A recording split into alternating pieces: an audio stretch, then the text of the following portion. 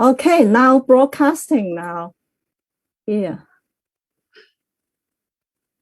All right, here we are. Okay. Hi everyone.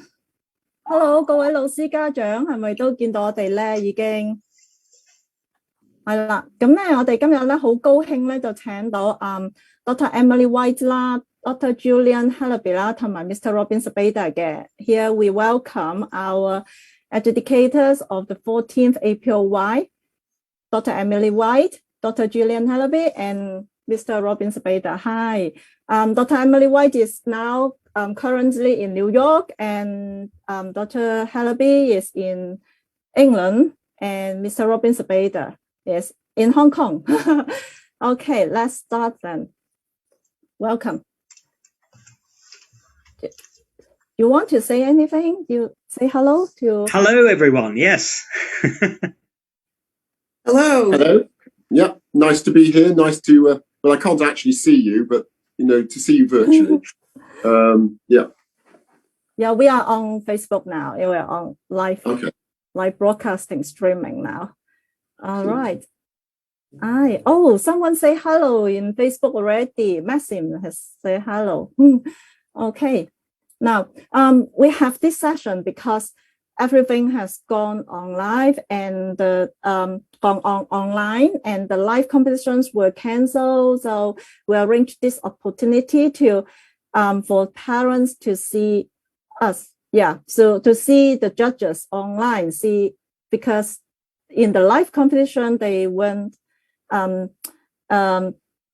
participants can meet the judges, but not online one. So we arranged this opportunity. So parents and teachers, we can chat with the judges here. So we welcome teachers and parents to ask questions as well. 大家咧就歡迎咧就問問題，我哋一路咧係睇住咧 Facebook 嗰啲回應咧就睇緊你哋嘅 question 嘅嚇，隨時可以問，咁我哋咧見到咧就會答噶啦。All right, shall we start? Maybe we start with who is ready first to answer. So, would you try to introduce a bit of yourself? Dr. Hellaby first. Sure. Julian first. Yeah. Yes, well, first of all, thank you very much to Camellia for organising the event and for inviting us to sit on the jury. It was a great privilege, and it's actually the second time I've done it now. Both events have been extremely enjoyable and very enlightening, and great to hear such a high standard of performance. I mean, we really did appreciate that. So I think you wanted to know just a little bit about me, so I'll say something very briefly. My original musical training was at London's Royal Academy of Music. That's where I got my first degree. My higher degrees came from other UK universities, my doctorate rather later in life, but there we are. It was worth the effort, I think. Various jobs that I've had across the years in colleges and universities have always involved assessing performance, because all the institutions I worked at had a strong performance element. So we always had to have assessments. So that's probably where I gained my first experience in making judgments about performance. Subsequent to that, I took on board some A-level examining. So that was as an external examiner for the A-level board, one of the A-level boards in England. And then shortly after that, I became an examiner for ABRSM, Associated Board of the Royal Schools of Music, which is obviously one of the principal examining boards, I guess, worldwide. And in due course, I became a trainer and then finally a moderator. In terms of adjudicating competitions, I think my first one was probably sometime in the 1990s. And intermittently, I've continued to act as an adjudicator in various types of competition, ranging from multi-instrument and voice through to, like this one, specialist piano. Anyway, I think that's enough about me. But it's a great pleasure to be here, as I said. Thank you. Dr. Julian 咧，Hellaby 咧就話好高興喺度啦。咁係今次係第二次做我哋嘅評判嘅。咁佢就之前係喺攞到嗰個個博士嗰個名銜啦，跟住咧就喺唔同嘅媒體團體嗰度機構咧係做評審做監考官嘅，咁包括咗 A level 啦，英國嘅 A level 啦，跟住就有英國皇家啦，咁英國皇家嗰個包括係做呢個監考官嘅監測員啦，同埋協調員啦，同埋呢個文憑考官啊咁樣嘅嚇。咁咧就今日咧好高興咧就見到大家，同埋喺比賽之中咧就聽到好多好高水準嘅演奏嘅今次。Okay, shall we invite? I've forgotten about translation. I'm impressed by your memory. I just translate a little bit only, just summarize a bit. Okay, Dr. Emily White. Good morning from New York. Good evening in Hong Kong. And thank you so much, Camelia. I think the organization of an event is what makes it really happen. So we're very appreciative. Just a little bit about me. I hope I'm not duplicating something which already you have in on screen on a bio. Since my first piano lessons were from Florida in the United States, it was common for students to enter the National Federation of Music Clubs auditions, which are very similar to what you do, but they're not as big and they don't have set pieces. They have a required American piece and one piece of your choice in an audition, and then you get marked. And it's not with a number, it's with a rating, superior or excellent or, very good if you're terrible or something like this. And then you go on to a state competition and you can win prizes from that. But everybody got very good conditioning from that and worked on to bigger competitions. So I went to the National Music Camp at Interlochen, Michigan as a student, and they had concerto prizes, and I was able to play with the orchestra a few times in middle school and high school. Working from there, I went to University of Maryland, got an honors degree in music, the Juilliard School master's degree, and then a wonderful thing fell out of the sky. From the London Symphony Orchestra, I got a scholarship, all expenses paid, for 1 year at the Royal Academy of Music. And somehow I was able to make it stretch into 4 years. So I stayed 4 years in London, some of the greatest time of my life, and attended some brilliant concerts, had some really wonderful teaching, met Mr. Robin Zebaida at Steinway when we were practicing for competitions and concerts together. And then when the money dried up, I went back to New York and got a doctorate from the Manhattan School of Music. So in terms of competitions, I was lucky enough to win the Tunbridge Wells competition in England, prize in the International Mozart competition in Salzburg, New York Chopin competition, and participant, which already stood for a lot of nerves and stamina, in the Tchaikovsky competition, and semi-finalist in Santander International Piano Competition, performance recitals in the UK and Switzerland, Canada, various countries in Europe, some concerti in Poland with the Sudeten Philharmonic, Romania with the Oltenia Philharmonic, and some broadcasts and recordings, various things. There's a new recording I would like to promote of American music, which is just coming out on Spotify, and internet platforms will be available very, very soon in hard copy. So in terms of adjudication and teaching, the competitions have been mostly here in the US, but there are Federation of Music Clubs style auditions, and then also events which have just prizes and no comments, or comments with no prizes, or number scores, many different kinds of competitions. Texas, Tennessee, Connecticut, various states have these events, and they like to import judges sometimes. So, but I've adjudicated for school exams and college age and actual competitions which have prizes of concerts and recordings. So, and my students, when I'm not adjudicating, my students have won some nice prizes. And here we like to use the Royal Conservatory exams as a benchmark sometimes. And I've had students during the pandemic who earned the top score in New York State, the state of New York, in several different events. So I'm very proud of what my students are able to accomplish. So thank you very much. And some writing about music helps to write comments. Writing my dissertation and concert reviews helps to write little, feedback for students. Yeah, thank you, Dr. Emily.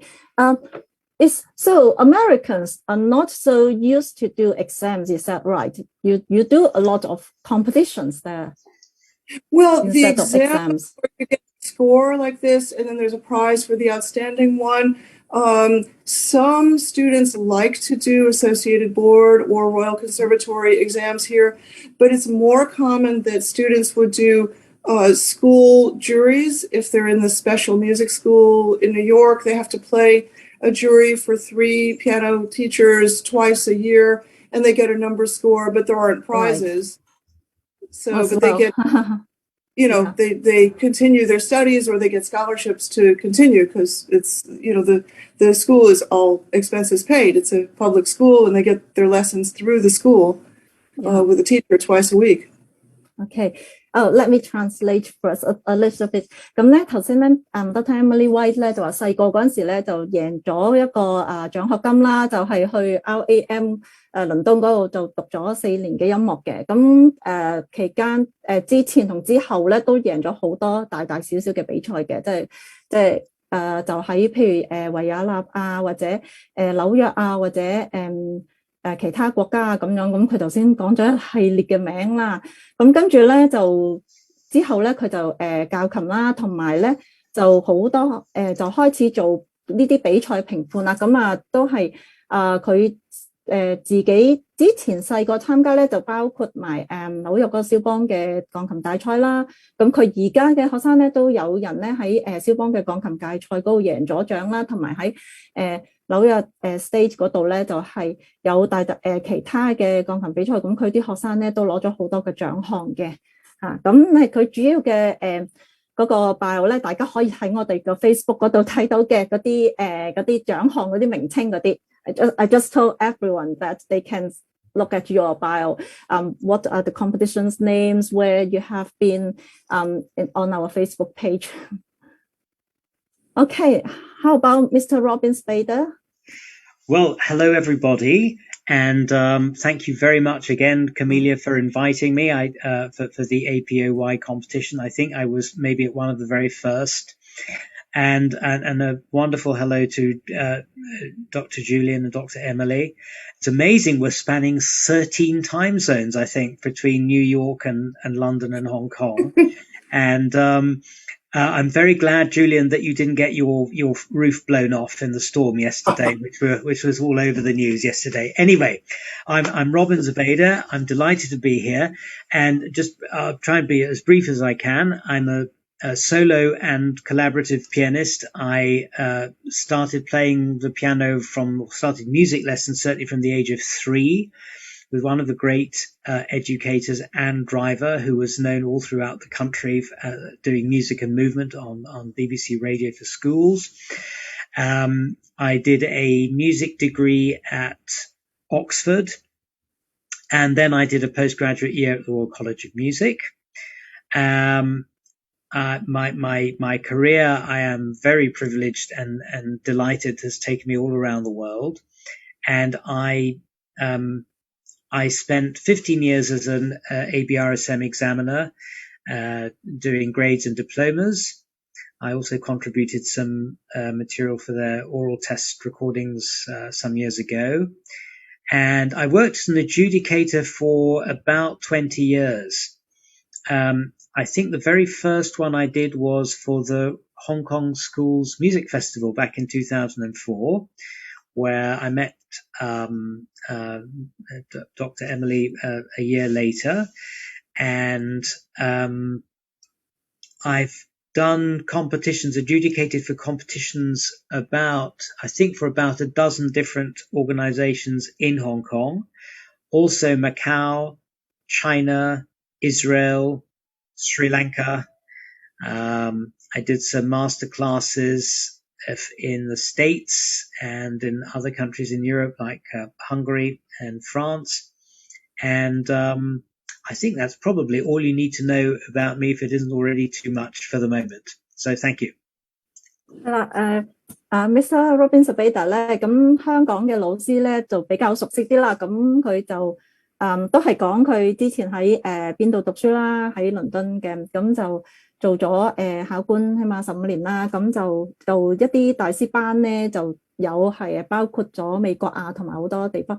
喺香港咧就好多個團體啦，但係起碼都12個比賽機構咧都有邀請過佢做評判啦。咁跟住喺澳門啊，咁內地啊，咁同埋其他國家都有嘅嚇咁樣。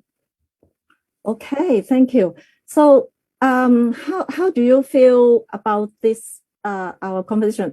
Dr. Emily White did mention about that the competitions in the States, they don't have the scoring, but you have category like criteria, just like is it like merit, proficiency, like that? Yeah, grading. It depends on the competition, really.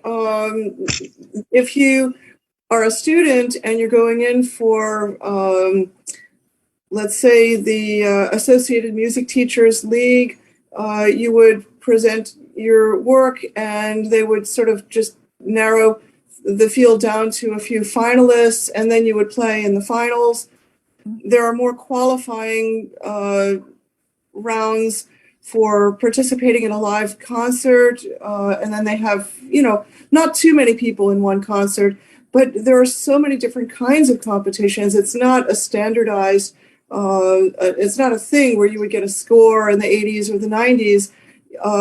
When I was a child, we would get feedback with commentary from each of the judges, and then they would put a rating on the paper. So if you had a superior rating, that meant that you were eligible to proceed to the next state level. And I think they have the young artist category, which is similar, and then that goes up to age 30. And if you get the superior commendation from the judges, then you go to the regional, and then you go to the national. So it's not always a number score. Okay, I think the written comments part is very important for the musicians to learn how to improve after the competition, how to improve their playing. It's very important. That's also our aim since the first beginning of our competitions. We always ask the judges to write very good, complete comments, written out comments, because we know that there are many other competitions. They don't have comments. They just have score or just pass or fail, something like that. You get into the first top 3 or not getting a prize. Just that. But we insist that our judges to write comments to help teachers and parents and students to learn from the comments. 係啦，咁咧頭先咧，Dr. Emily White 咧就提到啦，美國咧就好少話俾打分嘅，好少俾分嘅，如果比賽咁咧，但係咧就會有好多個唔同嘅階段啊，好多個 round 嘅，去俾一路上，咁咧最後咧嗰個優勝者音樂會咧就剩翻好少人喺度表演啦，咁同埋咧佢哋係會有寫啲評語，咁就等啲小朋友，咁我哋咧個機構咧嗰啲比賽咧由第一年開始咧都係要啲評判係寫，咁就希望大家咧翻到去咧係可以睇。So the next question, what do you think competitors should pay more attention to before, during, and after competitions? What do you think? Yeah, for example, like Dr. Julian? Sure. Thank you very much. Of course, it's a huge question, that, and there's a multitude of answers that spring to mind. So I will limit myself to just a few hopefully salient points. So before the competition, quite apart from obviously having to practice, I won't go too much down that line because it's a very obvious thing. I would suggest that play to your strengths.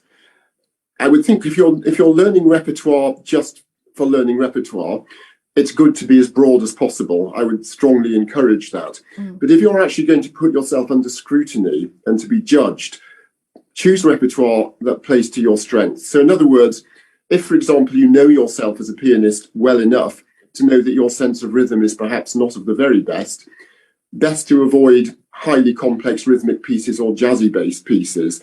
Better to stick to ones where the rhythms are less of a challenge and there are other challenges. So that, I would think, is a very pragmatic course to go down if you're putting yourself in for a competition or an exam. The other thing is, I think, apart from practicing, is practicing performance. In other words, many people, I mean, I can say in an exam setting, will come in to take the exam and they've played their stuff through to the teacher on many occasions, but have never actually done it in any other setting. And sometimes they find the new setting so overwhelming that they completely go to pieces. So I would suggest always, before you've got a competition or an exam, play it through to other people if you can. I mean, this isn't an ideal world, it may not be possible, but other people than just your teacher. Another thing you can do is video yourself, because that to a certain extent puts your mindset in performance mode. In other words, I'm going to get through this, I'm not going to stop, I'm not going to correct anything. Or sometimes even just pretending you're in the competition venue. You can do that in your imagination and imagine that you're playing through to a jury. Can be quite useful. Better if you've really got somebody sitting there listening, preferably someone who's critical and knows the music and isn't just going to say, "That was lovely, dear." Those, I think, would be useful practice strategies. On the day itself, again, in an ideal world, better if you don't try and fit in your appearance amongst a multitude of other things that you've got to cram in on that day. I have done that myself in the past, and usually the performance suffered. So, that if it's possible, try and go in as a relaxed a state of mind as you possibly can, focused and not too stressed out by lots of other activities. And then afterwards, as Camelia was saying, learning is very important. I often say myself that if I'm learning a new piece of repertoire, however much I've practiced it and learnt it, I don't really know it properly until I've performed it, because you now have the experience of, did it stand up to the stress of performance? Did you get those points across that you wanted to?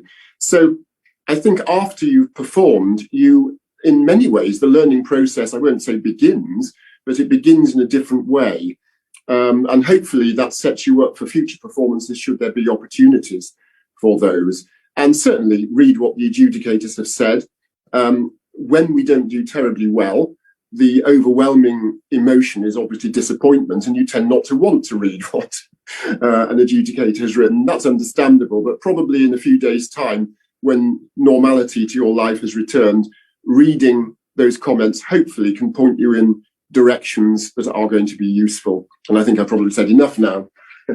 So you mean after the competitions, after someone has performed in front of people, the mental stage would be different?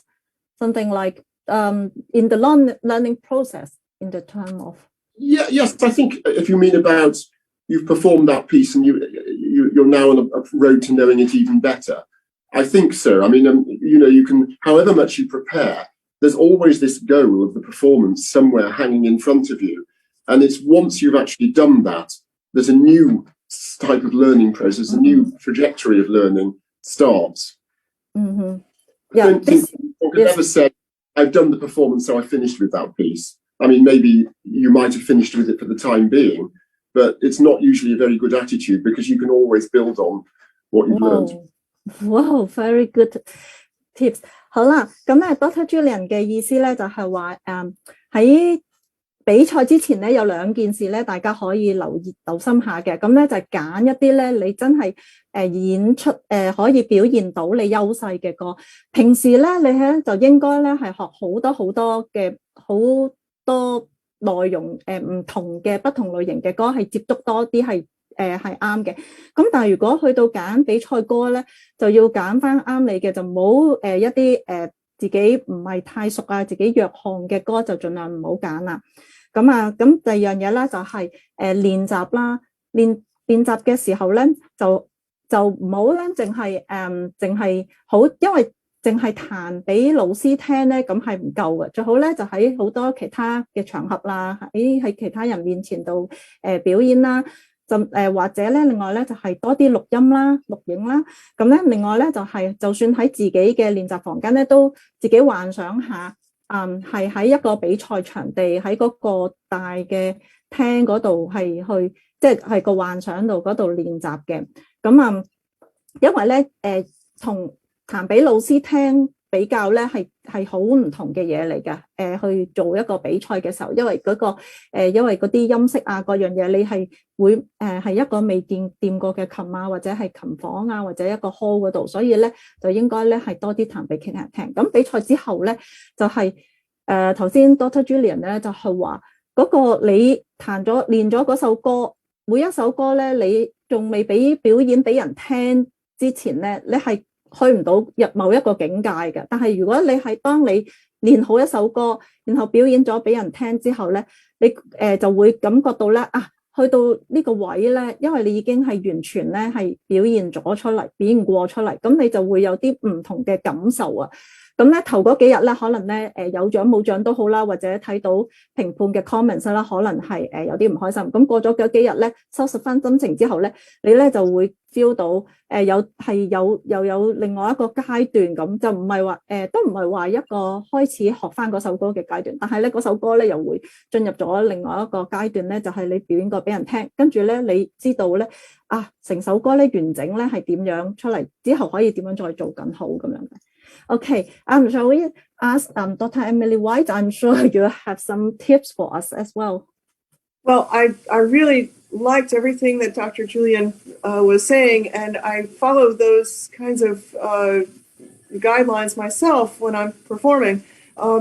For just a couple of other things to add and to build on what he's just said, I would treat an exam as if you would treat a concert. In that case, don't feel as if it's in a box and you just want to turn on the switch and make sure that everything is perfect from beginning to end, because then it's sort of stationary. And I think that the performance should be alive. And in that case, you want to keep your mind open when you're playing, even in an exam. If it's possible, try to think in the moment. Don't just feel as if you've practiced something and you're going to shut off your brain and hope everything goes like, automatic routine, because it won't be as palpable. It won't be as alive for anybody listening, judges or your parents or your teacher or yourself. And we want to work on the music skills coming to life. If you, I had a lot of experience teaching ear training. That was one of my first jobs, was to teach ear training and keyboard studies, reading orchestral scores and transposition, teaching those skills to Juilliard students for about 19 years. And it was so important if you have some piece of music in front of you and you're trying to play through something, that you can't just memorize it and put it out there as if it's a machine going on. It's got to stay alive. It's got to stay with you. And if you do that, you're going to stretch your ideas. You're going to stretch your work and your abilities, and it will just help your entire concept of learning music. OK， 咁咧 Dr. Emily White 咧頭先咧就提到啦，佢咧就主要咧係講演奏嘅時候，咁大家咧去考試又好，比賽又好啦，咁咧就最緊要咧就bring the music to life， 就係將嗰個音樂咧就帶出去，真係去到我哋嘅要生動嘅咁樣演繹出嚟嘅。咁佢曾經咧就喺茱莉亞音樂學院嗰度教咗19年啦，咁就有教去呢個訓練嘅聆聽啦，跟住仲有係讀呢啲嘅交響樂團嗰啲譜啦、樂譜啦，咁仲有係教一啲音樂啊，咁樣咧都會同啲學生講嘅。最緊要咧就你唔好咧淨係照住譜彈，咁然後咧就個譜有啲咩嘢你就咁彈咗出嚟，好似個機器咁就唔得㗎。咁但係咧，你要將佢咧生動化嘅，你真係要將佢帶出嚟，係活生生咁存在嘅咁樣咯嚇。係 ，thank you, Dr. Emily White. It's very previous tips. Okay, Mr. Robin Zebaida. Thank you, and thank you for almost elevating me to a doctorate. Not quite there. I thought some excellent comments from both Julian and Emily, and from very different perspectives. I'd like to offer some things on maybe a more specifically focused idea to Hong Kong, and some of the things I've heard in competitions here. And I think first and foremost, I would say from my experience that I've had in Hong Kong, double check the requirements. It's very often the case. No, it's not very often, but it happens. Make sure that you've chosen a piece that fits the requirements of the category that you've chosen. I've many times heard pieces that are too easy, too hard, too short, or too long. And it's really heartbreaking as an adjudicator to have to disqualify someone, disallow someone, whatever the standard, whether they've played well or whether they've, about average, it doesn't matter. To disqualify them simply because they've gone over time or they've prepared a piece that does, is too high or too low for the category. So that's the first thing. As for on the day, I would say, and this applies particularly, and I know it's coming up now, isn't it? Yes, the Hong Kong Schools Music Festival, where you can have a whole session with 50 or 60 performances of the same piece. It's not so much relevant now because you're all doing videos, but for the live performances, try not to be too influenced by what you just heard before the one before you.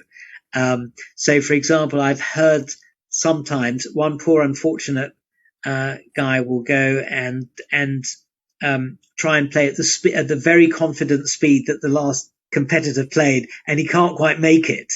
So, whereas if he played at the speed that he was, instructed or learnt to do, things might have gone a little bit better.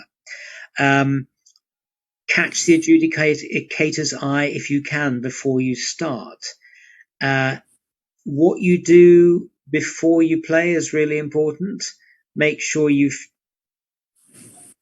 arranged the seat at the correct position and height, not just taken the one from whoever was before you, who might have been, 6 inches higher or shorter than you. So make sure you're comfortable before you start, and count 2 seconds, which means saying 1,000, 2,000 before you start. Those 2 seconds pause before you start, just to get that little bit of poise and breath before you get going, I think are really important. And one lovely piece of advice I was given quite recently, allowing for the adrenaline of live situations, assuming it is a live performance, play your piece about 10% slower than you think it should go. Because if you try to play it 10% slower, it'll actually go at the right speed. We seem to adjust, we adjust the speed at which we play according to a heartbeat. And if the heart's beating faster because of the nerves of the situation, you'll automatically play faster. So actually consciously try, specifically for those hard, technical, fast pieces, to play a little bit slower than you think it should go. Okay, thank you. Sounds like a mathematic formula. So play something like 90% of the speed you normal, and then times your heartbeat, and then equals to the normal piece. No need to be quite so scientific, but yes, you get the idea, I think, yes. 好啦，咁咧Mr. Robin Zebaida 咧就俾咗啲提示啦，就話主要咧就係講香港咧嘅比賽啦，就見到啲參賽者咧就係有最緊要咧就係提醒參賽者咧就俾報名嗰陣時咧，真係要睇清楚嗰啲所需要嘅規格嘅。首歌咧就唔好太長啦、太短啦，或者係太容易或者太難啊，要跟翻嗰個你參加嗰個組別嗰個。咁就即係大家如果有啲俾人 fail 咗啊，或者唔合格咁樣，大家都唔開心。Actually, it doesn't really happen with our competition. We very rare to disqualify any competitors. Our competitors are quite good. Actually, they really look into the rules. Actually, 嚇咁樣跟呢個就同埋咧，如果比賽嗰陣時咧，因為講少少資料啦 ，Mr. Zebaida 咧都做過4屆嘅校際音樂節嘅評判嘅，喺香港過去嗰10幾年嚇。咁咧佢就話，當現場嗰陣時咧，以前啦嚇，即係唔係呢2年啦。就唔係錄影比賽嘅時候，之前嘅現場比賽咧，可能呢一首歌咧係有50-60個人表演嘅，咁大家咧就盡量唔好俾之前嗰個人影響到啊。如果之前嗰個人譬如彈嗰首歌，因為大家都彈同一首歌，哇，嗰個人彈得好快，跟住咧你就覺得咧好似咧又緊張啊，又聽到嗰人嘅速度咧，就好容易跟咗嗰人。其實就最好唔好就用翻自己嗰個原本嘅速度就係 OK 啦。或者咧，同埋咧彈之前咧就睇下自己個位置啦，即係可能之前嗰個人啊係高啲、矮啲啊、大隻啲啊、細粒啲啊，咁你就移翻好張凳先至去彈嚇，咁就唔好心急。咁咧就可能數2秒先啦，彈之前嚇，咁先至開始坐定定，先至開始彈。咁最後一點咧。就係話，so what was your last point？ 就係咧，如果喺現場彈琴嗰陣時咧，通常咧我哋心跳會加速嘅。咁咧就有少少嘅貼士咧，就係大家咧就彈平時練琴嘅90%慢少少嚇，即係唔好彈到10足平時嗰個速度。咁咧就同你嗰個腎上腺素同埋個心跳率咧就平衡翻咧，就應該咧就會去翻你正常嗰個速度噶啦。Okay, thank you very much. Maybe if I could just add to that very last point that I made, that particularly if it's a hard, technically demanding piece, it's nearly always easier to increase the speed if it's too slow than it is to rein it in and slow it down if you started too fast.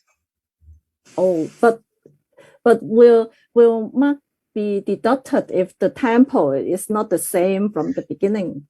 Of course, but I'm saying maybe on the side of caution rather than on the side of, jumping in there and then suddenly realizing you got in a bit beyond your depth. 係啦，咁咧就話如果有一首比較高難度或者快嘅歌咧，咁就建議咧開始嘅時候咧，可能咧定定地可能如果你開偏慢嘅話，你之後咧你發覺察覺到嘅咧，你即刻加速都冇問題。但係如果你一加速，你開頭一開始彈嘅時候又快咧，就會即刻你好難可以係拉翻慢佢，咁就有啲危險啦。咁咧開始嗰陣時咧，慢慢你感受到你即係可能頭嗰幾粒音啦，感受到個速度可以去到邊個速度，咁你就先至可以繼續落去。Thank you. Okay. Could I jump in and add something to what Mr. Zebaida was saying?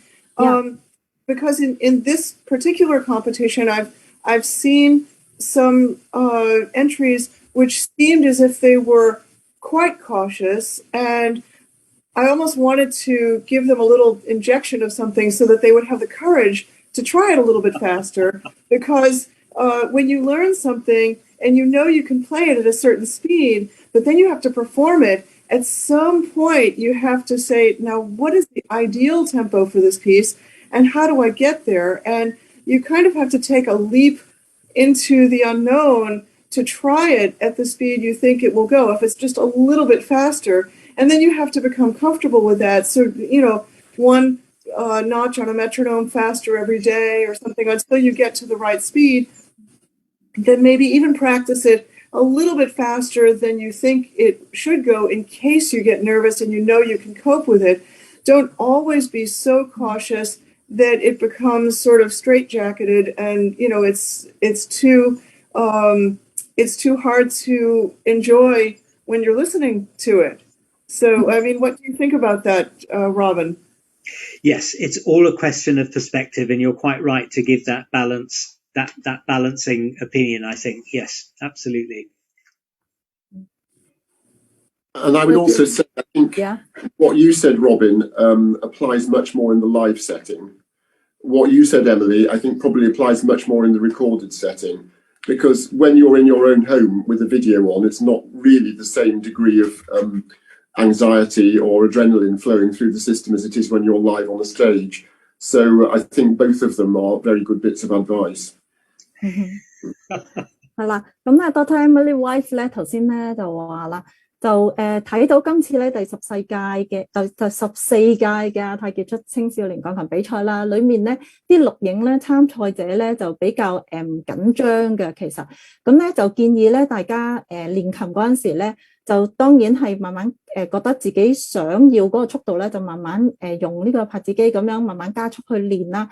咁咧同埋咧，甚至咧係練一啲比較快嘅，比較拍子機個度數係可以高少少嘅，咁啊快啲，咁咧就知道咧，當自己心跳嘅時候咧，加速嘅時候咧，係咪真係可以去到嗰個，即係你曾經試過去呢一個快嘅速度，咁咧就會，當你如果真係遇到心跳加速啊緊張嘅時候咧，你都可以適應到啊，其實我曾經試過咁樣練嘅，曾經練過快嘅係 OK 嘅咁樣嚇。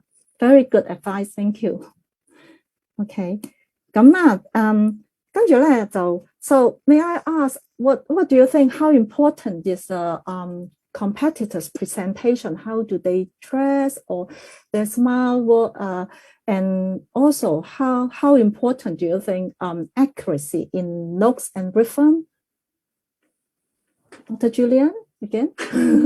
Well, I'll focus, since there are two bits to that question, I'll focus on the first bit and perhaps let my colleagues take up on the second bit in a little more detail. So I would say presentation, in a simple answer to that, I think it is important. But of course, it does depend a lot on the context that we're talking about.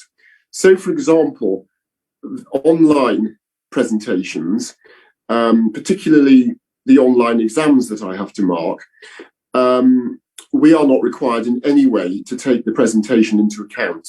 The only thing we mark is how they play.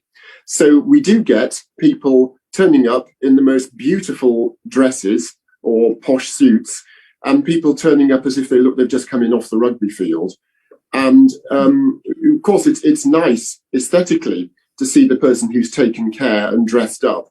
But at the end of the day, what we're marking is the playing. And so, regrettably, if the person who comes in scruffy and muddy and untidy plays far better than the person who comes in a beautiful dress, I'm afraid they're going to get the higher mark, because that's what we're there to mark. We're not there to mark their appearance.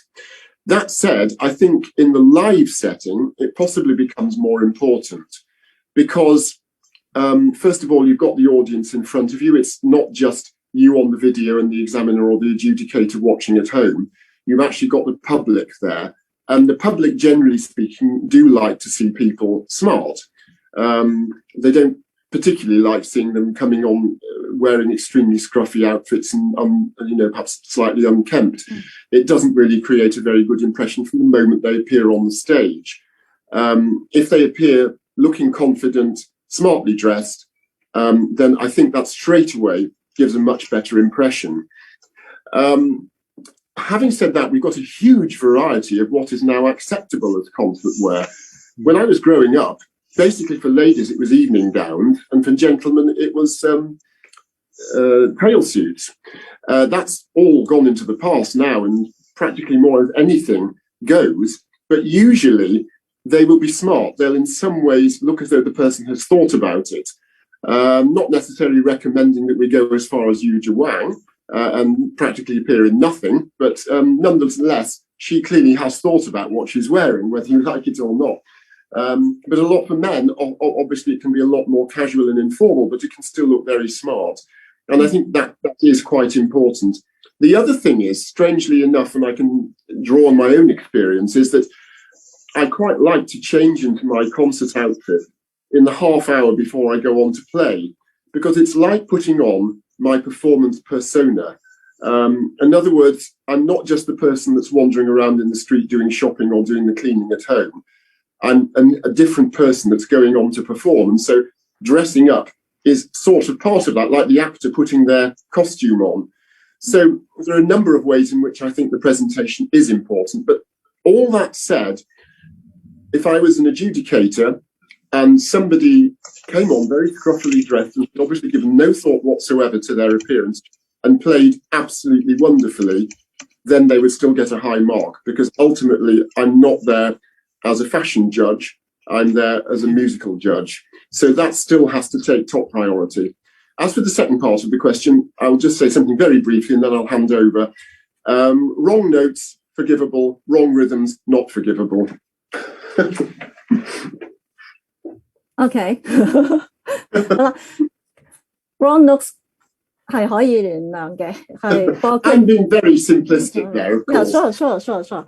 好啦，咁咧頭先咧我個問題咧就係問，其實咧比賽者啊佢哋嘅裝扮啊個服飾啊重唔重要咧？跟住係音符啊拍子係重唔重要？咁咧就 Dr. Julian 都講咗好長，咁我嘗試翻譯翻啦。咁咧就係話佢，因為佢咧都有做呢個 online exam 嘅，即係嗰個遙距錄影嗰個考試嘅監考官啦。咁咧就嗰陣佢做監考官咧係有條文咧寫明咧就係唔去俾分嘅，嗰個衣着咧考生嘅衣着咧係唔會打分嘅，係唔會影響個分數嘅。咁佢就唔會，咁咧就係咁就會見到咧有啲人咧就會着咗好靚嘅晚裝啦，着西裝啦，咁但係咧都有呢啲咧係着到咧好似去球場打波嘅衫啊。咁但係如果佢球場打波嗰個真係彈得好聽過着晚裝嘅話，咁個分數咧一定係會高分啲噶啦咁樣。咁呢個咧就係錄影考試啦，或者係錄影比賽啦。但係咧喺現場比賽咧，就相信咧嗰個衣着咧就影響咧就比較大啲，因為你咧唔係對住個鏡頭去彈，但係咧係對住一群嘅觀眾啊、評判啊、家長或者老師啊咁樣，咁咧就一定咧係影響咗一啲嘅印象分嘅。如果你着得好啲咧，當然係會個感覺係唔同啦。同埋咧就如果係但係咧，以前咧佢後生嗰陣時咧就 ，sorry，when you were younger, the dressing was more formal。咁咧就啲人咧就會着得隆重啲嘅，真係女仔真係着晚裝啦，跟裙啦，跟住男士咧一定着西裝。咁但係而家咧就基本上咧就係只要你望你醒目就得噶啦，咁樣嚇 ，smart casual we call it，OK。咁咧就另外一樣嘢啦，就係睇先衣着，咁就。係啦，咁啊，跟住咧就係講到咧音符同埋拍子咧，就係好簡短咁講啦。sorry，我頭先咧講漏咗，佢話咧就自己演出嘅時候咧，佢好多時咧演出之前大概半個鐘頭左右咧就已經着好套衫，就唔會咧即係佢要培養自己嘅嗰個情緒啊，就好似一啲演員咁樣，就唔會話好似喺出邊行街好悠閒咁樣，跟住咧就個情緒咧未帶到好臨急臨忙上台之前去換衫就唔係嘅，佢會預先咧就着好套衫咧，就培養咗情緒先至行上台去表演嘅嚇。咁都講下 Dr. Julian 咧，就呢幾個月咧真係好thank you so much for adjudicating actually because 因為Dr. Julian 咧下個月啦下個月啦，跟住咧嚟緊呢幾個月，今年內咧喺英國咧都有好多嘅地方咧都有演出嘅，佢要表演彈琴嘅，所以咧都係好忙，佢都一路即係除咗監考之外啦，都仲有編輯緊一本書啦，咁仲要係練琴啊，都要表演係啦。咁跟住咧另外一樣嘢啦，比賽者咧嗰個音符同埋拍子咧，佢就好簡短咁講。如果錯音咧係可以原諒，有限度啊！我補充下 ，limited forgivable for the notes, right? Not many wrong notes and then you forget it, forgive it. No, I don't think so. 咁咧，但係咧錯拍子咧係不可以原諒嘅，即係咧你錯拍嘅意思咧就係如果你錯拍子嘅話咧，扣嘅分咧一定係多過你錯音符扣嘅分啊，但係當然唔可以無限地錯音符啦。OK， 好，how about Dr. Emily White? So again, everything that you've just heard is sort of taking words out of my mouth, so I will proceed to give a couple of other pointers. I think your posture and the way that you sit at the instrument is an immediate giveaway to how special you think your performance is going to be. The way that you practice should be with the performance in mind, and it's very hard to conjure up in your imagination what this will be like during lockdown or when making a video. But if you walked on stage, you would be treating the performance as something special. So you don't just want to fall out of bed in bare feet and play your video, although it might be adorable for a small child, but it's setting a habit for the future. I do remember at the beginning of the pandemic here a couple of years ago, a student of mine was about to go on for a remote exam, which was sort of live on Zoom, but it was an exam. And I told her to wear her dress and her shoes. And because the lockdown had kept everybody out of the stores, her parents hadn't been able to get her new shoes, and her feet had grown enormously since the time when they had gone into their, quarantine. So she didn't have any shoes to wear. Unfortunately, this has done, weird things to us this year, the past couple of years. So, wear what you can, wear what looks nice, wear what's comfortable for you to move in. Don't feel as if you have to be dressed like, a picture perfect doll or anything like that. So, wear something that is able to be free and breathe and move. At the same time, treat it as something really, out of the ordinary, something you wouldn't just wear in a normal course of events. Now, as far as your accuracy in the performance, we can sort of hear the way you've been practicing. And if you've been playing the same wrong note all the time and it's learned, that's not just a wrong note, that's a learned bad habit from not really getting into the score and the details of what the composer has written. So keep going back to that score to see if you can find anything you've learned wrong. And I have discovered wrong notes in my own interpretation from listening to recordings and thinking, oh heavens, I've been playing that wrong for ages. And then you can go back and correct it, or you can find somebody else's wrong note on a recording and say, oh, they've been playing that wrong and they learned it, incorrectly. Or maybe there's a dispute and different editions, different ways to play, and it opens up another question. Learning wrong rhythms is egregious. That's really something you want to avoid. Always be able to count and flexibly count if your piece is from the Romantic period. Don't count like a metronome, but always feel that you know where the pulse is. And if you're leaving out a pulse or part of a pulse, that can be very dangerous indeed, because you're going to get marked down for that. So, keep going back to that score, follow the progressions of the piece, the harmonies, the character, the melodies, and see if you can find something which may sound a little odd, and maybe it is something that you've been playing wrong. So, but, in most cases, the performances that we've heard have been really, very delightful and enjoyable, and just need a little bit of tweaking. In the best cases, some of them were outstanding. Okay, thank you.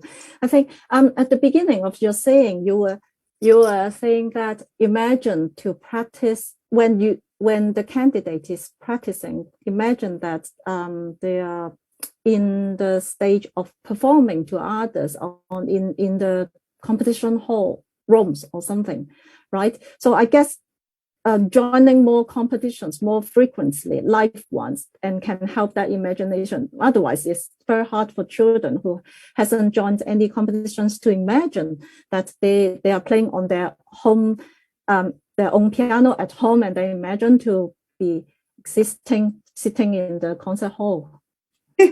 Well, I know I've read this in a couple of different books. I mean, there are so many piano teachers who have written wonderful manuals about how to, take the art into your hands and, how to enhance your you're working with the music interpretation. But one of the best pieces of advice that I remember, processing was that you should have an audience, an imaginary audience of your favorite people. Maybe it's your favorite animals, your favorite stuffed animals, or your favorite friends listening to you, but play to them and imagine that they can hear even better than you can hear, and they can hear all the details that you would like to put into your performance, and make all of those details come out, so that it's not just, did I play the notes right and it's done and let's turn it off and hand it in, submit it, but imagine that you have some really special people listening to you, and you want them to hear you talking the music, and it will come across. Even some of these videos that we've heard have been so fresh and spontaneous. I really thought it was remarkable how people could do that. But then some of them, on the other hand, were kind of removed and cold. So if you've never played live for people, get your parents into the room and say, I want to play this for you. Can you listen and see how it goes? And you'll play differently. The slow parts will be more meaningful. Some of the notes that you've heard will sound really all of a sudden very exotic to you. You can bring out a certain kind of quality or voicing in the sound, and a performance will do that. Whereas just practicing and saying, "Did I get it right?" that it won't necessarily make it elevated. Thank you。好啦，咁啱就係Dr. Emily White 咧就話，平時練琴嗰陣時咧，都應該咧多啲幻想咧自己咧就係彈緊俾出邊嘅人聽啦。咁就可以訓練到自己嗰個心理嘅狀態啦。咁就係到咗比賽嗰陣時咧，就會可以更加好嘅。咁當然佢喺今次比賽咧都聽到好多好出色嘅演奏啦。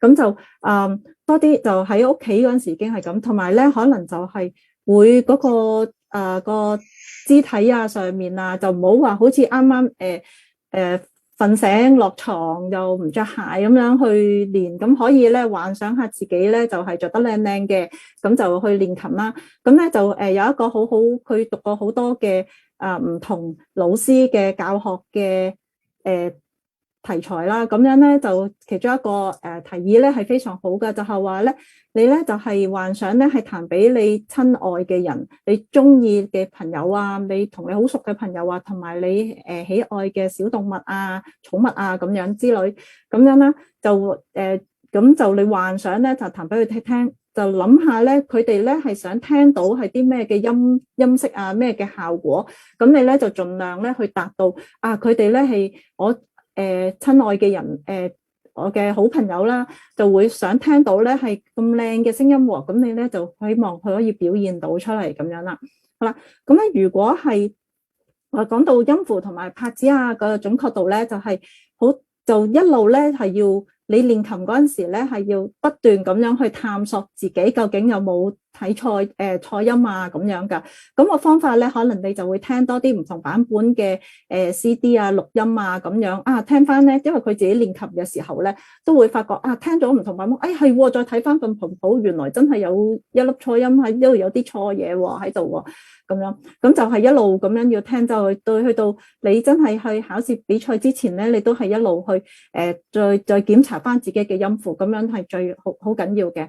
咁另外咧就係拍子嗰度啦，就係最好咧就係要真係要好緊要嘅拍子係要捉得緊啲嘅，就唔好鬆懈啦。即係除非你係彈現代時期嘅歌，咁你就可以放鬆少少個拍子，但係正常咧你就係要啱翻嗰個節奏嘅。Okay, Robin, Zebaida? Yes. Well, thank you. I mean, there's so many excellent points put by both Julian and Emily, which I can't think of anything that I disagree with at all. So I'll just maybe try and add a few extra little perspectives if I can. So first on the subject of presentation, how you dress and what you wear is important for you, I think, more than it is for, certainly for me. As an adjudicator, I would say 90% of my focus is on the listening rather than on the watching. And even when I'm watching the performer perform, it's usually to confirm something I think I heard. So if I hear heavy playing, I might look up and glance just to see if I'm seeing a lot of action that goes, excessive vertical movement, excessive body movement, head nodding that goes with that kind of thing. This is all part of presentation. I would say presentation starts from your stage time. So when your stage time begins, when you come on until the moment you've left, that's all your stage time. That time is yours. And it includes, but is not limited to, the time that you spend actually playing notes. So all of that is important. And if I can paraphrase something I remember being told 25 years ago by an orchestral member, a cellist in an orchestra, he said, when the soloist comes on to play the concerto, you usually know before he's played a single note what kind of performance you're going to get. So bear that in mind. Everything about what you wear, the way you walk on, how much time you take to look, how confidently you bow to the audience or to the adjudicator, all of those will affect perceptions before you've even begun. Now, that doesn't mean that you should focus on bowing and what you wear to the exclusion of your playing. It's more that the confidence with which you learn will affect your presentation rather than the other way around. But it's an important thing to bear in mind. Dress to respect the music and the occasion, I would say, but above all, dress to play, to be comfortable. It's very interesting the points that Julian made about dress over the ages. I mean, I also remember when it was, black tie and tails. From my perspective, although I still do it, I always wear a suit or a jacket and a tie when I play. I can't think of anything more absurdly constricting than a tie that constricts my throat like that and a jacket that constricts my arms. But I'm used to that formality, and so that's what I do. I just try and make sure that I have a jacket loose enough to, have all the range of movement that I need. About notes and rhythm, I'm very struck by how many times I hear comments such as, I can't understand why so-and-so won the first prize when he or she played so many wrong notes. And my student, was accurate, played with more accuracy.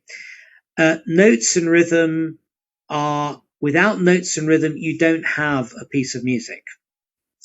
But if you only have notes and rhythm, you don't have a performance. That's how I would tend to put it. Just imagine, for example, if you went to a play, and someone said, now 'tis the winter of discontent, or to be or not to be, that is the question. So all the words are absolutely 100% correct and audible and enunciated, but in an AI voice with no inflection at all. That's how, if you don't have the words, if you don't have the correct words, well, then it's going to be incomprehensible. But if you only have the words, you don't have a performance. So there are all the other things that have to come on top of the notes, the accuracy of the notes and rhythm to make it into performance. And that is why winning performances are not necessarily the most accurate. And I absolutely endorse the point. And I think it applies as much to notes and rhythm that there are slips in performance and there are mislearnings. And there is a huge amount, one should never underestimate, there is a huge amount of information contained in a musical score. I mean, going back to the analogy of the play, pretty much all you get is the words, plus a few stage directions. You won't get saying the words should be spoken at this speed, and they should get faster here, and they should be staccato here, and legato there. You don't get all that. in a play, but you get a huge amount of information, and it's difficult to difficult to overestimate how much care and attention you need to pay to all of that information to make sure that you are playing at the very least the right notes and rhythm. I think that's about it, really. Yes. 好啦，嗱，頭先個問題咧就係話，一個人嘅比賽嘅時候嘅衣着有幾重要咧？咁Mr. Robin Zebaida 嘅意思咧就係話，其實咧一個參賽者啦，一個學生啦，咁佢練好琴啦，咁佢係有一個自信喺度啊，咁嗰個自信咧，其實咧就會影響咗成個嘅儀容嘅，就唔係話着到好靚嘅衫，跟住咧就可能未練好琴咁樣就可以帶出一個自信翻嚟，就唔係，應該係反轉嘅，應該咧係練好晒琴啦，有個自信心喺度，咁咧就帶出呢個，咁你着個靚衫咧，咁先至係有用。咁當然啦，其實咧就係比賽時候咧嗰啲服裝咧係唔評分嘅，其實只係聽個音樂嘅啫。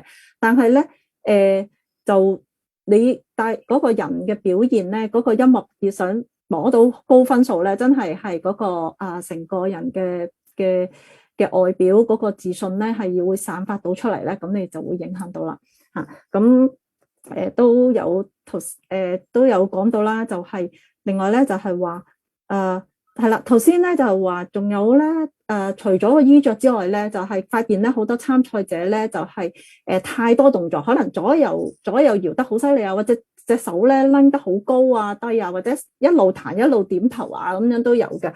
咁咧可能嗰陣時練琴嗰陣時咧就要留意下呢啲嘅係咪真係幫到你嘅演奏啊，定係會影響到你嘅演奏啦嚇。咁跟住講到音符拍子嗰度咧，就係話仲有咗嗰個 stage manner 啦，就係咧其實咧由你離開座位啦，一路行去個鋼琴嗰度啦，彈琴，跟住彈完咧，成個過程咧都係咧，其實係表現到睇到你嘅嗰個嘅嗰個演繹嘅。其實因為佢頭先舉過一個例啦，咁就係有一個大提琴家啦，咁佢一落工之前咧嗰個動作咧，其實已經知道佢個聲音咧係靚定係唔靚噶啦，其實係睇得出嘅嚇。咁跟住咧就係話音符同埋拍子嗰度啦，就係有好多人咧就會問點解攞獎嗰個都有彈錯音喎？點解佢攞獎，但係我個學生係一粒音都冇錯喎，拍子都準晒。咁咧佢就話最緊要咧，其實你睇音嗰個琴譜咧，睇到好多內容啦，全部咧係要記晒啦。咁就唔係真係逐個音睇，同埋如果你淨係彈音符同埋拍子，但係冇嗰個感情，做唔到個感覺出嚟嘅話咧，咁你就好似 AI 人工智能咁樣彈咗啲音出嚟，但係你人類嚟噶嘛，係咪 human 嚟？咁你就應該咧係就彈翻個感情出嚟，就所以咧，但係就可以咧，就係如果佢個學生咧係攞唔到獎嘅話，可能係某啲感覺係爭啲啊咁樣嘅。Okay, thank you. I think about the last question before we go on the Q&A section. Okay, the last question is, what are your top priorities in choosing and deciding the winners? Who is going to say first? With Dr. Julian? Sure. Yeah, again, because it's again, yeah. Well, yes, it means that I sort of all the gaps that I leave can be filled in by others, but I don't always, there are plenty of things I won't have thought of. But I think I'm really going to pick up on what Robin just said, actually, for this answer, because he was sort of, to a certain extent, answering it anyway. What I'm looking for is what we call, probably some of you have come across this show called The X Factor. And all right, the type of performances that the X Factor features are not the sort of classical piano performances that we're talking about, but the concept I think is relevant. For me, a performance that's going to really excite me is one that has to ride above just getting the right notes and the right rhythms. Of course, that helps. That's a fundamental starting point. And one can quite enjoy performances which basically follow the score very accurately and very correctly. But at the end of the day, that's not really quite enough. As Robin was saying, with the play that excites you, you want to hear something a little bit new, some new interpretation that you possibly haven't heard before. Some suggestion that this music has become so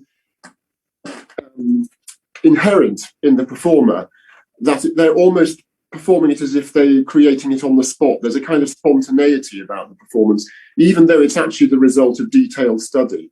But when it actually comes to unleashing all that in performance, it sounds quite spontaneous. There is, of course, a fine dividing line between the performer that indulges in extremely willful and subjective viewpoint of the music so that it becomes totally controversial and will divide listeners, to those that think this is wonderfully novel and wonderfully exciting, and those that just think that it's terrible because it's not respecting tradition. So generally speaking, if they're extreme or eccentric performances, I am a sort of person that doesn't really respond to that, I have to be honest. There may be some rare exceptions. But generally speaking, we're looking for something that uses the score as the starting point and is able to construct, as Robin put it, a performance which is more than just a computer-like realization of the score. It has to have that human element, that element of communication, and that element of life and excitement. Very, very hard to define those things. They're the sort of things like why we use this term, the X factor. You know them when you hear them. And to teach them is very difficult as well, because however much you teach somebody according to the score, or they have their own ideas and you say, yes, that's a good idea, to actually teach them to become this great performer who can communicate, I'm not sure that we really can do that. We can help it, we can facilitate it, but whether it's actually within the strictures of teaching, I'm not entirely convinced. And I'm sure most of us here who've been to piano recitals by the greatest pianists and have been thrilled by what we've heard, it's unlikely that that recital had not a single wrong note in it from start to finish. That's almost unheard of. I think I've maybe heard 2 recitals in my life where I could say that, but most of them have got something slightly incorrect somewhere, but you don't notice it. In fact, it's almost part of the beauty of imperfection when you hear a wrong note that's part of a marvelous conception of a work. So that would be what I would be looking for a winner. Was there anything else in that question, or was that it? Yeah, just like that. Yeah, so what's the deal breaker? Again, very, very, very briefly. Mm-hmm. However accurate in some respects, I'm going back to something I said before. A performance is, if the rhythms are wrong, the music loses coherence, much more so than if the pitches are wrong. If you think of an ensemble and they are perhaps reading through a piece for the first time and one's in the wrong key, somebody's misreading notes galore, but the rhythm is right, they will stay together till the end of the performance. It'll sound awful, but they'll stay together. If they're all reading the rhythms incorrectly, it won't stay together beyond the first bar.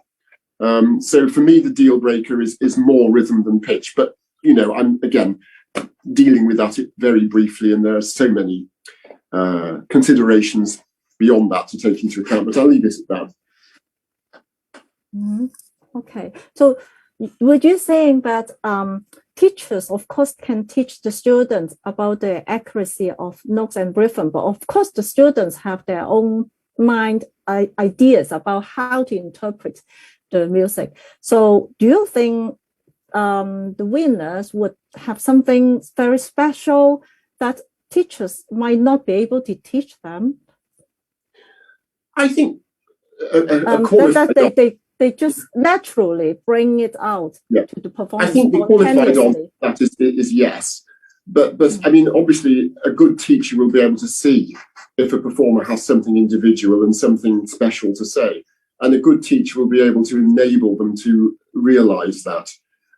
It's where you should sort of, you know where to back off. A good teacher should know where to back off, rather than saying, no, you do it like this, you do it like this, you do it like this, how dare you think of that? You know, that ultimately, when you're talking about the level we're discussing now, what they should allow is the pupil to express themselves and give them that space. Thank you. we have many teachers on Facebook watching and listening to this. Yeah, that's very good for them. OK， 好啦，就頭先呢個問題咧，就係話點樣可以成為真係挑選到一個優勝者出嚟咧？就係話最主要嘅條件咧，如果 Dr. Julian 嘅意思咧，就係話會嗰個參賽者咧係表現有到一啲係好特別嘅嘢，同埋比較直接嘅，係平時練習嗰陣時咧，音符同拍子當然係固然係非常重要啦。咁練完之後咧，係可能有一啲好獨特嘅比較精華嘅嘢出嚟，係突然間咧係 spontaneous 就係咁樣就發出嚟嘅，咁樣咧就係令到咧係吸引到個評判啊咁樣嘅啊。咁啊，同埋咧頭先就話老師咧就係指導啦，同埋如果係好嘅老師咧，就會通常會發覺到一啲學生好嘅嘢，同埋咧會標籤出嚟，即係話可以係指導出嚟啦，就話俾學生知啊，你呢樣咧係非常做得好，同埋咧有時咧老師咧係會step back， 即係話會知道有咩時候咧佢就唔會太多説話啊講啊咁樣就嚇。咁另外咧就係仲有啲咩咧？Oh, I forgotten all your second half. What were you saying about second? In the second half, completely forgot. 係啦，仲有就係啦，如果一首sorry. I said I've forgotten it too. Notes and rhythm, coherence. Okay. Oh yeah. 一首歌咧，真係咧音符同拍子咧，頭先咧就話有唔係好重要咁，但係其實兩個咧係非常咧係緊湊好相關嘅，好緊密嘅關係嘅，真係咧要彈啱晒，睇啱晒。不過咧就算係最好嘅鋼琴家都好啦，佢咁多場嘅演出啊 CD 啊sorry。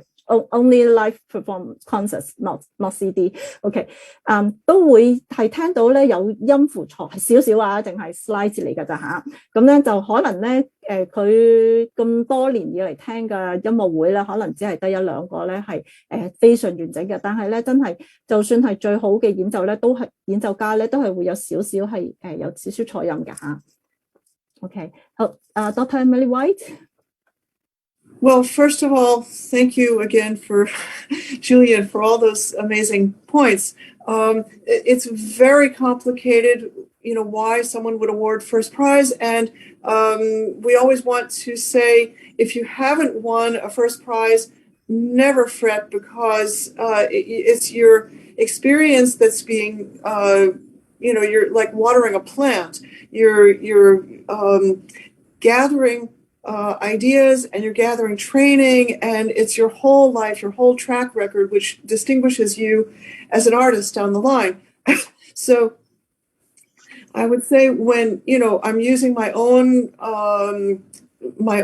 training as a guide for awarding somebody else points of merit, I'm giving extra weight to the amount of theory and history that goes into the study of the score, so that it's not just a recreation of something that's perfect, that's like everybody else's performance, but you do need the understanding and the education to bring to your reading of the score, and to understand the composer's style, what makes the composer's music sound like the composer's music. You would have to play a post-romantic piece not like a piece by Mozart, and you wouldn't play Mozart like a piece from 100 years later than Mozart. So at the same time, you need to blend together your personality, your character, and your sense of musical taste. Go back to Carl Philipp Emanuel Bach in the one of the first how-to treatises on musical performance. He said musical taste is what distinguishes a great performer. So taste is undefinable, but there are instincts which can be taught and learned, and there's the right kind of taste. So it's not just out of the box without relevance. It's within the complete spectrum and picture of what we've learned as musicians from the common practice period through music of the present day.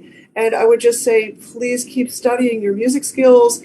Please keep studying your history so that you can bring all of these different aspects into your, one piece, two pieces, your whole repertoire.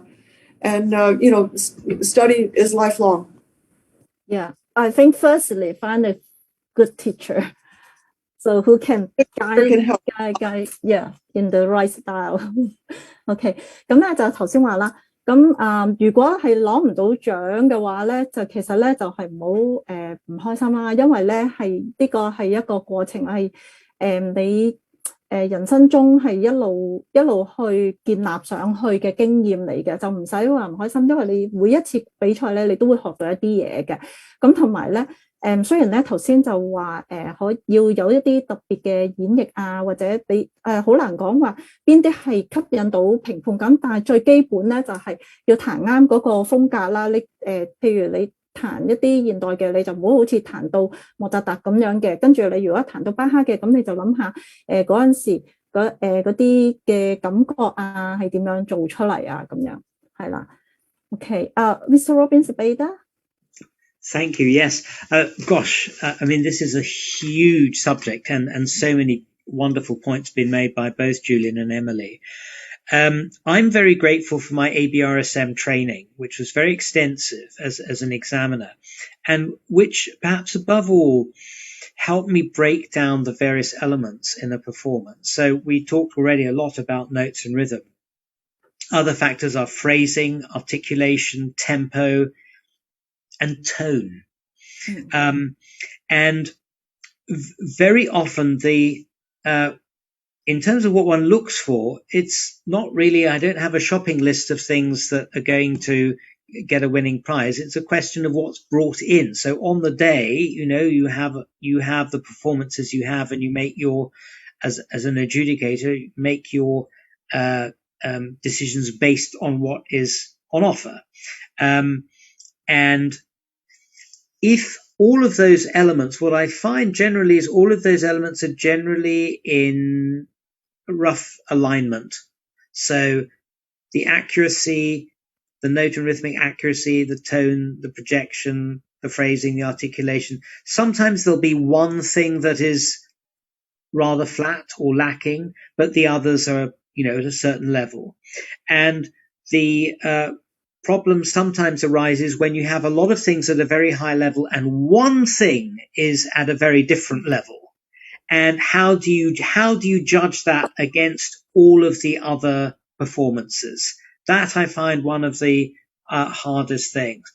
Pedaling is another thing I should have mentioned. You can have a performance that is absolutely perfect in terms of what's happening on the keyboard, but unfortunately it's being ruined by what's happening with the incorrect application or injudicious application of the right pedal. For me, perhaps it's my second instrument or my second training as a singer that, for me, tone after notes and rhythm is a huge factor. And if there were to be one deal breaker for me, I would say, if you have a harsh, unattractive tone and everything else is okay, that I find quite difficult. It's amazing how, especially if you're in a class where everyone's playing the same piece, you can get somebody who will play the piano so beautifully that it actually sounds like they're playing a different instrument from the ones everyone else played. How on earth do they make that sound? Because they get such a beautiful tone. Another point that Julian made about interpretation, I think it's very interesting. The interpretation is really carrying across, literally, understanding and communicating all the dots and dashes that are on the score, not just the notes and rhythm, but the phrasing, the articulation, the dynamics, and all of that.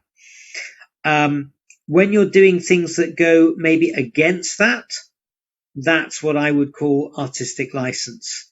And that opens a whole new can of worms. Sometimes it can be done so convincingly that it sort of takes you with it, and it sells itself to you, and other times you risk dividing your jury. I have to say that in all the times I can remember where I've been adjudicating with another adjudicator, with a panel, there is a remarkable degree of cohesion about which are the best ones, and I'd be very interested to hear what maybe people, if we have time for in the Q&A, what people think, to what extent they have agreed with jury decisions, adjudicating decisions, given, of course, that everyone who even is in the room is going to have their vested interest in their student or their child. Putting that to one side as much as possible, I'd be interested to see how much agreement there is with the adjudicators. I'll leave it there. Thank you. OK， 好啦，咁咧頭先咧就話好長啦，好啦，就係話嗰啲佢要感謝其實英國皇家個音樂學院啦，咁咧就係喺嗰個考官嗰個訓練嗰陣時咧，其實咧考官咧係有幾個元素咧係要跟住㗎，就譬如分嗰個 shape tone、time、pitch and one 仲有一個 rhythm 或 articulation，OK， and pedaling 係啦，嗰個就係啦，嗰個都係要緊要嘅。咁咧就好多時咧，即係呢啲嘢咧都係其實係要均衡去做咯。咁有時咧見到一啲參賽者咧，可能係其中4個元素咧係非常好、非常突出。咁但係有一個元素咧，可能就嗰個水準咧係偏低嘅。咁咧就見咗咧好難決定究竟佢係咪應該去攞呢個獎咧？但係有其他人咧又做得好平衡喎，幾個方面都咁就呢個就難做決定。但係咧，如果喺音符同埋拍子以外咧，第一樣嘢咧佢咧就會係講通音色咧，佢係最在乎呢樣嘢嘅，因為咧譬如咧有時咧聽到啲演奏者咧就彈出一啲音色，哇點解可以咁靚嘅咁神奇嘅，好似另外一種樂器、另外一種聲音咁啦。而且咧，佢以前咧主要係鋼琴啦，跟住佢第二個佢學嘅咧就係佢有學聲樂啦。咁咧，所以咧就嗰音色咧係非常重要嘅，本身都嚇。咁係啦，就大概係咁樣啦。係咁，我哋let's look at the questions in the Facebook。睇下先，睇下大家有冇 Facebook 有冇啲咩問題咧，或者大家有咩可以喺度問嘅？睇下先 Facebook 嘅問題。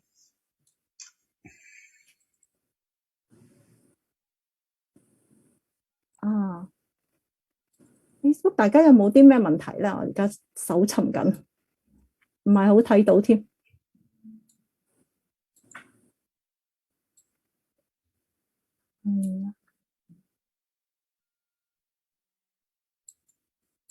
開唔到，唔緊要啦，我而家暫時睇唔到。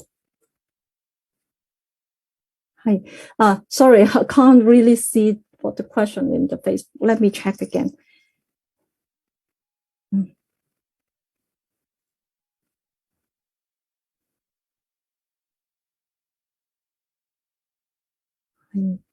sorry.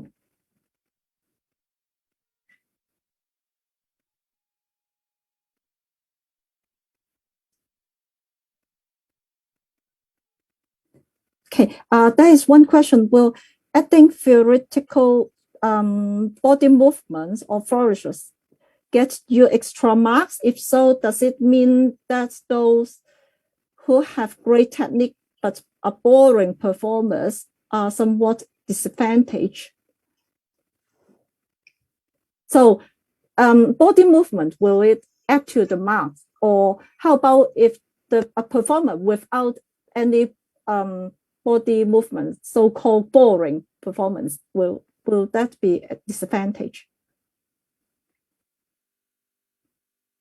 someone else like to answer first this time? Just one to answer because the time is very quickly. Body movements are not abstract, and they should be kept to just the expression of what the music is saying. Try not to think of body movements as a special category of activity. It means nothing. 好啦，就係咧回答個問題咧，就係話咧，如果你係有做一啲嘅身體嘅肢體嘅動作嘅話咧，就係其實咧係應該係音樂裡面嘅一部分，就唔係另外分開嚟諗嘅嘢嚟嘅，唔好特登去做出嚟。Okay, so next question, how about the age? Is the younger age easier to get higher marks?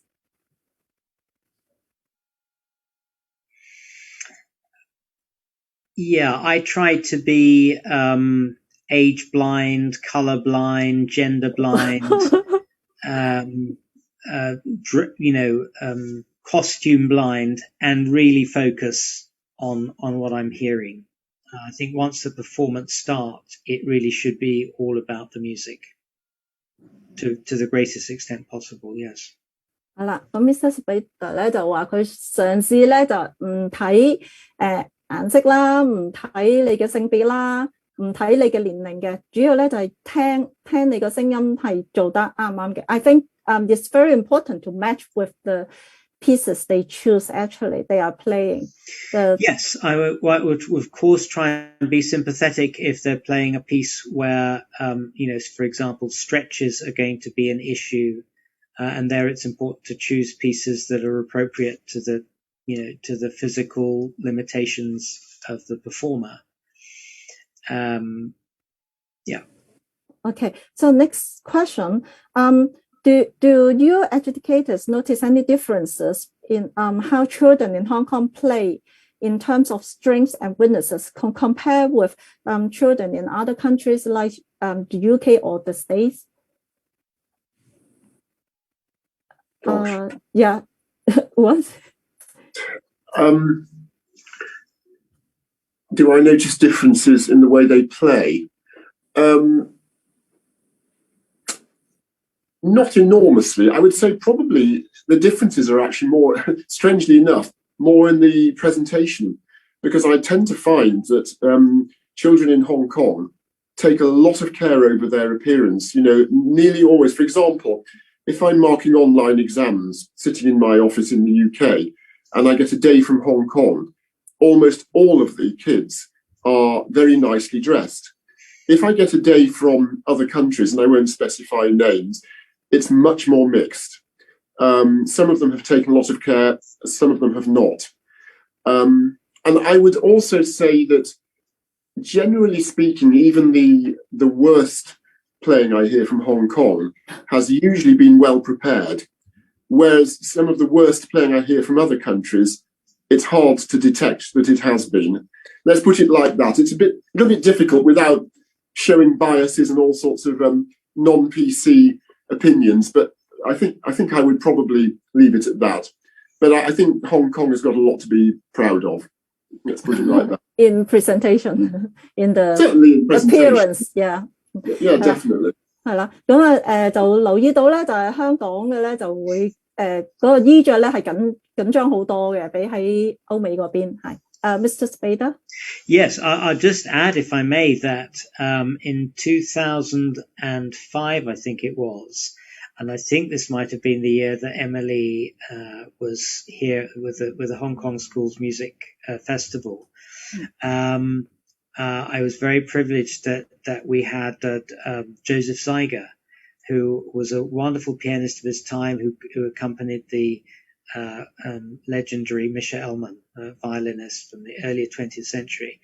And he was then, I think, about 80, and he came along and he heard all these young children play, and I remember him saying, these are some of the most talented youngsters I've heard anywhere in the world.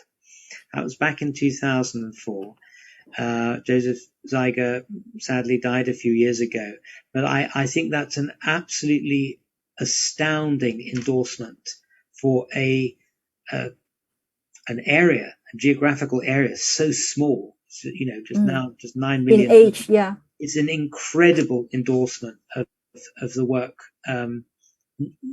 that not only the children do, and the concentration and focus that goes into preparing those performances, but of course also the wonderful emphasis and respect that is given to education generally, to music education in particular, by both parents and teachers. 係啦，咁咧就發現咧，香港咧係好多細個咧就彈得非常好嘅，呢個都係一個分別。One more question: How to overcome stage fright, either in the performance or in the competition? Maybe Dr. Emily White has things to say. Commiserations. I suffer myself, but the best thing that you can do is to breathe deeply. Try to get yourself exercised before the performance so that your heart rate doesn't suddenly surge while you're on stage. So try to keep in good shape physically. You can do some aerobic exercise outside of the, concert performance situation, so that your all your life signs are kind of a little bit more like normal. But focus as much as you can on what you're saying, what your goals are with the music.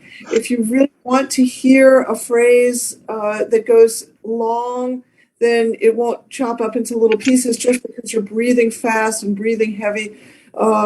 You don't want to suddenly change your performance for the stage. And think of the music as a friend. Think of the piece as an old friend, and you're coming back to say hello to your friend, rather than being worried about what your friend is going to think about you when you see them. Or, it's more like getting a chance to live in real time an artistic experience, like looking at a painting, but with time added to it, and you're the painter.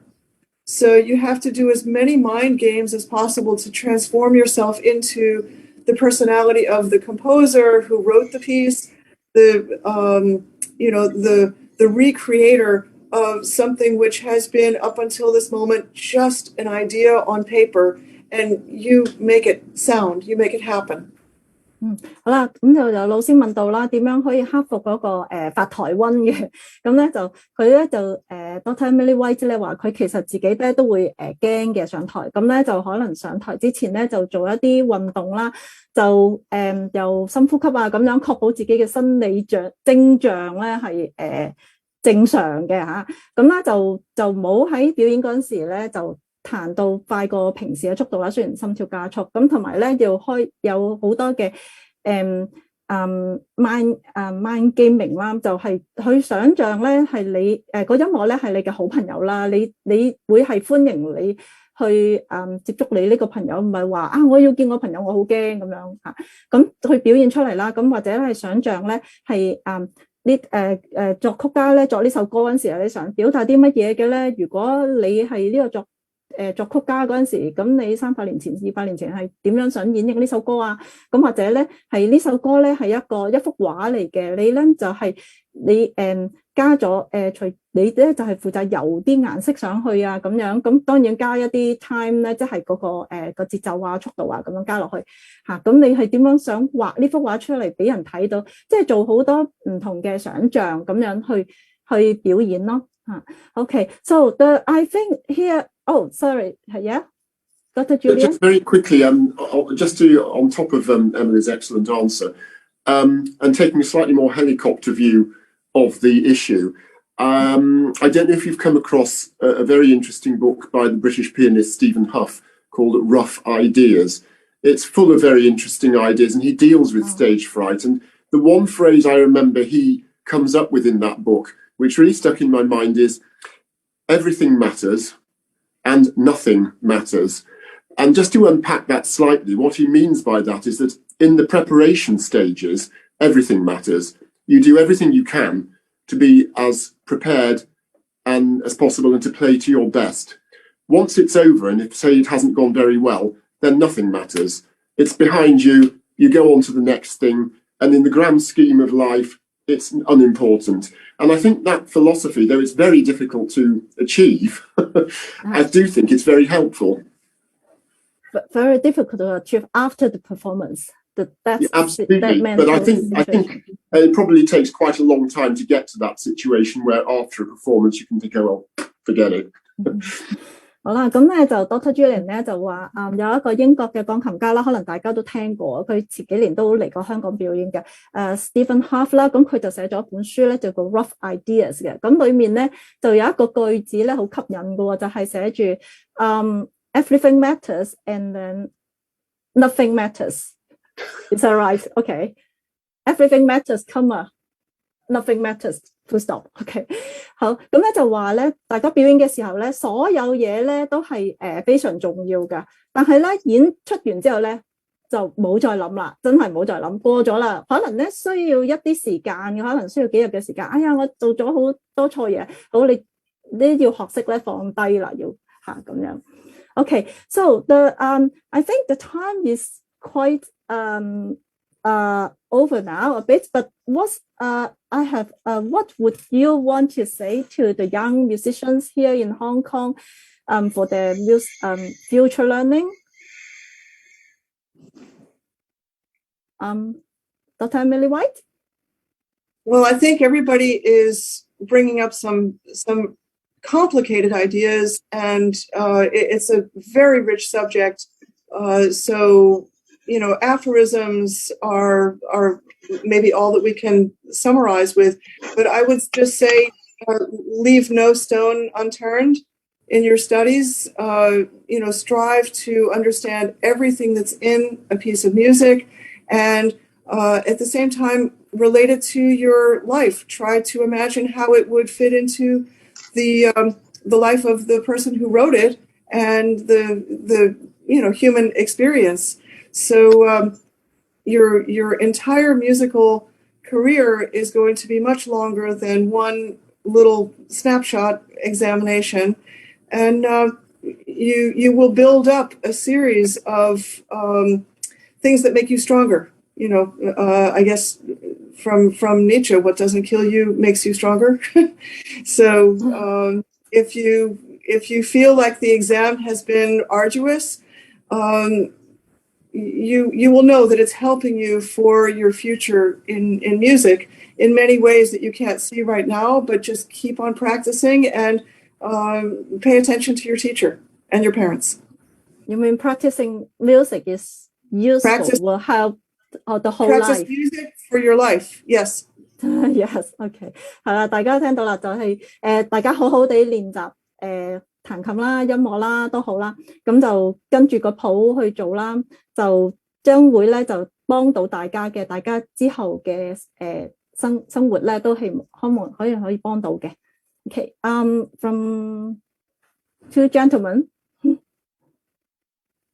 Sure. Okay. Well, I think probably what I would say is try to get as much breadth as possible. By that I mean, obviously we focus on our piano practice and we work for various goals, but the broader your musical experiences are, actually the better you're going to be able to play the piano. So in other words, listen to orchestral music, listen to singers. What can you learn from them?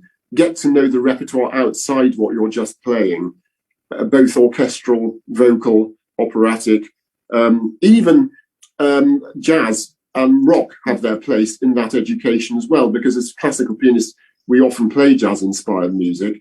To actually hear a great jazz musician performing informs our own ability to play that style of music. So I would say breadth is a hugely important aspect of musical education. That aside, enjoy playing, keep working, and as Emily said, listen to your teachers. So nurturing the musical knowledge with musical quality with broadlistic 係啦，就係多啲聽唔同類型嘅音樂嚇，就算爵士音樂啊又好啦，聲樂啊咩都好，都一定會幫到大家嘅鋼琴嘅演奏。All right, Mr. Zebaida. Yes, I endorse fully the comments we've just heard. I'd like to address my comments maybe to the vast majority of people who are not going to become musicians, and who maybe wonder what what relevance this may have to their life right now. And I think there are two things that focusing on your, concentrating on your piano music studies and competitions and performances can bring. One is focus. We live in an age now where our focus is so easily distractible by mobile phones, computers, and the 101 things we pack into our lives.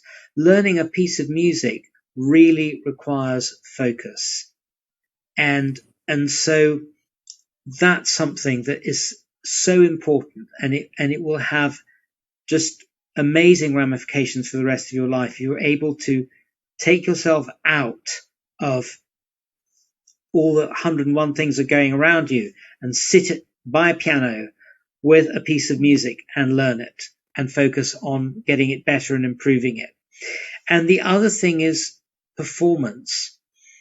Again, because of the world we live in today, being able to perform, to be able to project your ideas outwards, whether it is as a stage presenter in business, speaking to your company directors, all these things later in life,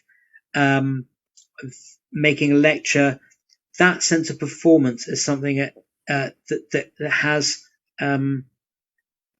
relevance in so many other areas of life than music.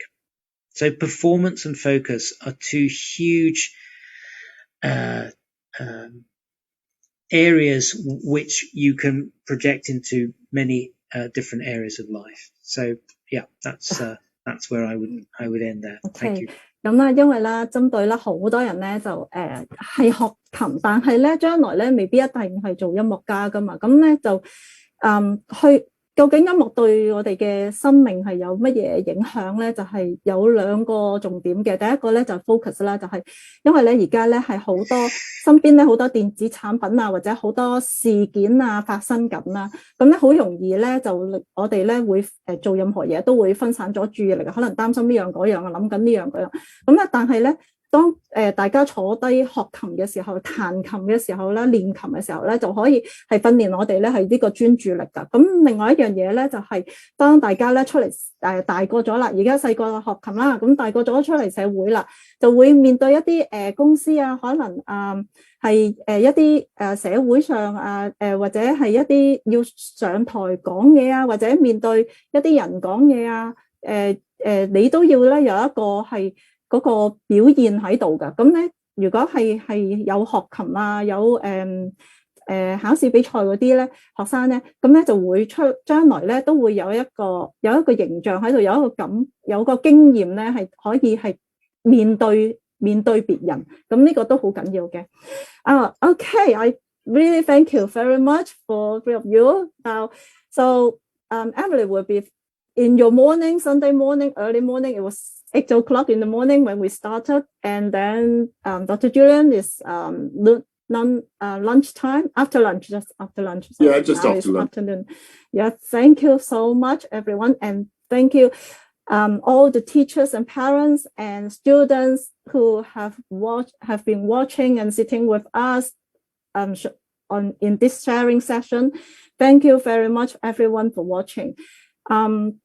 So anything from you all to say, judges? Just to say thank you very much, Camelia, for your wonderful organization, for the competition and the many that have gone in the years before, and for inviting us on this unique occasion. You're very welcome.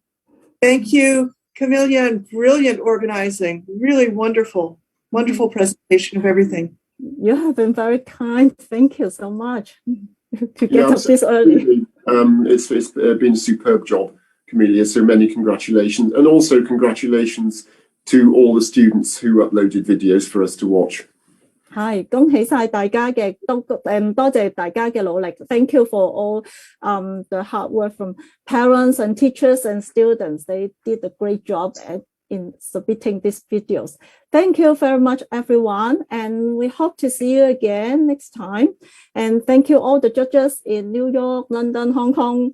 Thank you all the parents and everyone. Okay, just good night and have good week. Bye bye everyone. Bye bye. Bye. Bye.